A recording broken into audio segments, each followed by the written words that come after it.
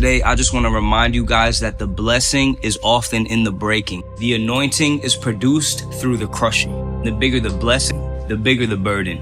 See, the entire world was blessed through what Jesus did, but he still had to endure the cross. In the book of Genesis, Joseph was also brought to the position of second in command only next to the Pharaoh. But that only happened through him being abandoned by his brothers and thrown into a pit, then sold into slavery, wrongfully accused, thrown into prison, and then forgotten about.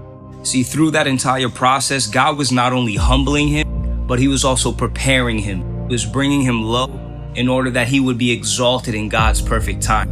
See, I remember a season of my life where I was deep into drug addiction, broken relationships with all the people in my life. I struggled with anxiety, with depression, and honestly, I didn't even care if I lived or died. And at one point in my life, I actually got arrested while under the influence, and my mother actually had to bail me out of jail on her birthday. I had to come pick up her car out of the impound. At the time, I could only feel this huge sense of shame and guilt. But the reality is that interruption actually wound up saving my life. The Lord actually gave my father a dream before I got arrested. And in that dream, my dad was at my funeral.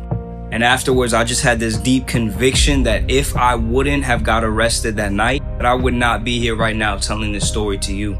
So this is just a reminder for whoever's listening that whatever you're going through, this is not to minimize your pain or your suffering. Jesus himself was a man acquainted with sorrows. And one of my favorite verses in scripture is the shortest verse in the entire Bible. And it simply says that Jesus wept. The encouragement is that we have a hope and a faith to look forward to. And that even if we don't understand, God has a miraculous way of bringing purpose through pain, of bringing beauty through brokenness, and of turning your mess into a message.